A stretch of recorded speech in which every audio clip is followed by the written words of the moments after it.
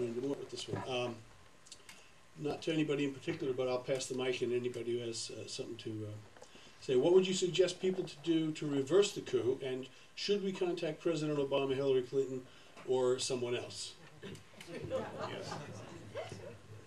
I can say very briefly that President Obama has received letters from the Arizona congressman that he has ignored, and so letters have been definitely sent. I think that it will be very optimistic to continue thinking about reversing the coup in Honduras.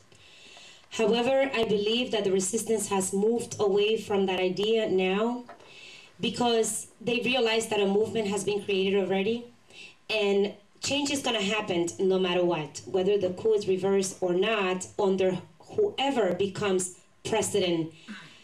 We are going for a constitutional change in Honduras. Our constitution needs to be reformed to address the needs of the majority, which the constitution that we have now is a constitution that addresses the needs of the oligarchy because they were the ones who wrote it. So we're past the fourth ballot.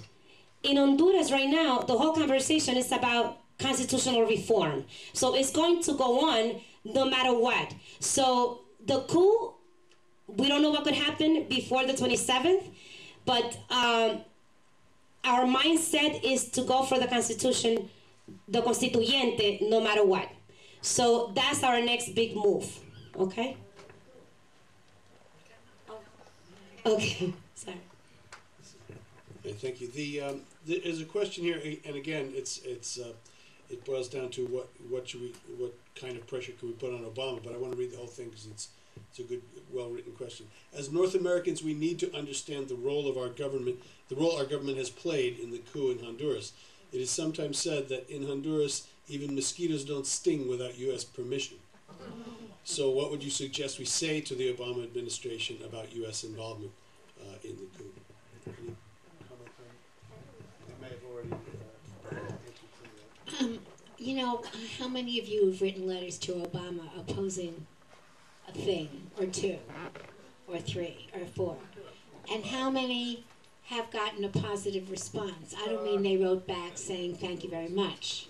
Has it changed anything? I mean, I think that letters and pressure on government is a good idea. But I think essentially the most important thing you can do is not write a letter, but to organize support in your community, not just something like this, which is wonderful. I know the Green Party does tremendous things all around the country. I'm an actual registered Green myself. But the fact is, despite the fact that I'm red, or because, maybe. But the fact is that I think organizing among your people whom you're working with, what you learned tonight, you just have to pass on to anybody who will listen. And if they say, well, what should we do? Yeah, all right, tell them to write to Obama. But to me, the organization of you and your friends and your co-workers and talking to your children, my daughter is not particularly political, but on the other hand, she was upset. You know, Honduras made her upset. She was born in Guatemala. She's adopted.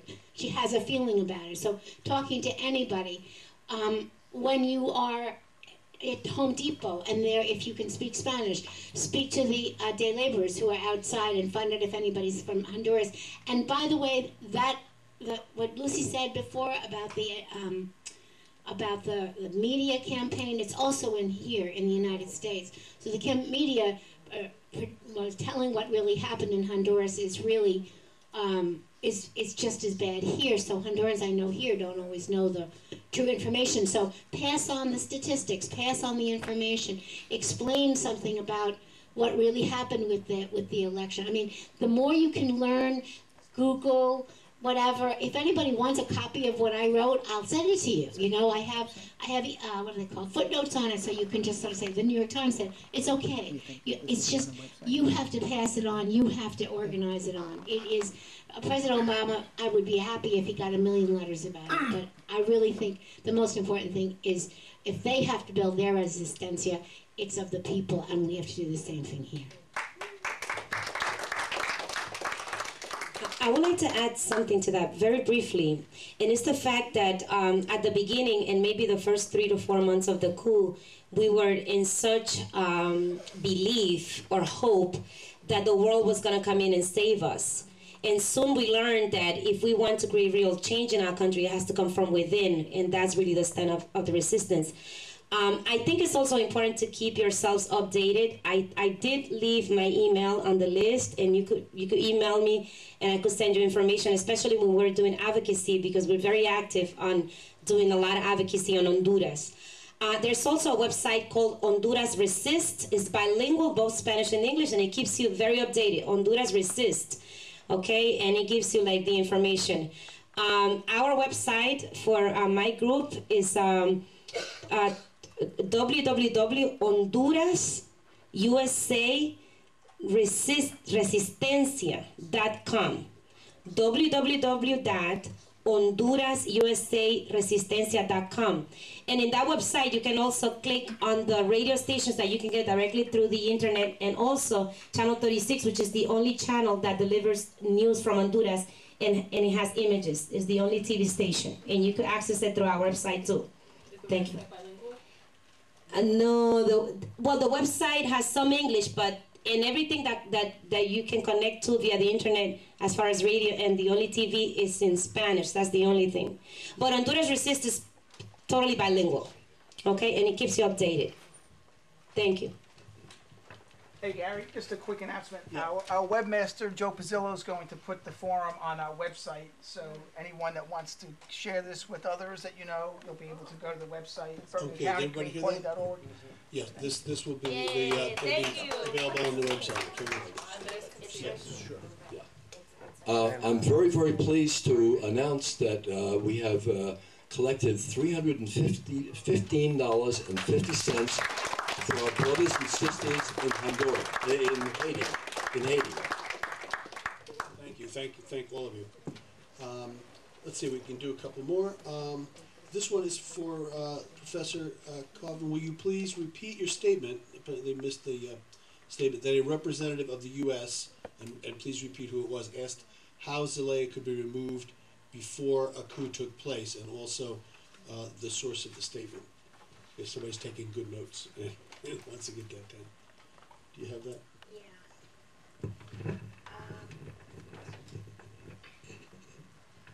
Okay, it's the U.S. Ambassador to Honduras holding discussions with military officials. This is U.S. military officials. There was talk of how they might remove the president from office, how he could be arrested, on whose authority they could do that. Now that's NewYorkTimes.com, and I have the whole thing here. I think it's Craig Kelly, Deputy Secretary. I think it's Craig Kelly. Okay. But it's the source is NewYorkTimes.com, and it's 6:30, so it was 2 days after the coup.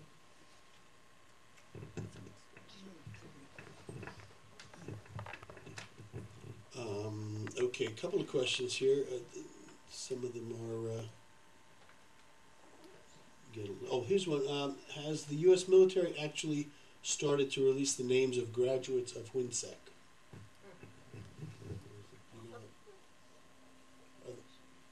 Not sure, because I mean, you've been able to identify some people as having been graduates. I didn't do it. It was done by No, but SOA Watch. SOA Watch has been It's all able. from SOA. Right. I don't know if they. What's the website? Is it The question has to do with the fact that they used to release the names. Oh, they used to release the names, and And then they stopped releasing them recently. Yeah. And at the SOA Watch in Fort Benning this November, they announced that they had sort of won some sort of agreement or court battle to do it, and I wondered if they were actually getting names now. Oh, okay. All right. So I guess we're not sure of that, but I guess SOA Watch website would be a good place to look for that. Let's see what else we have. How can progressive organizations here support the January 27th march in Honduras?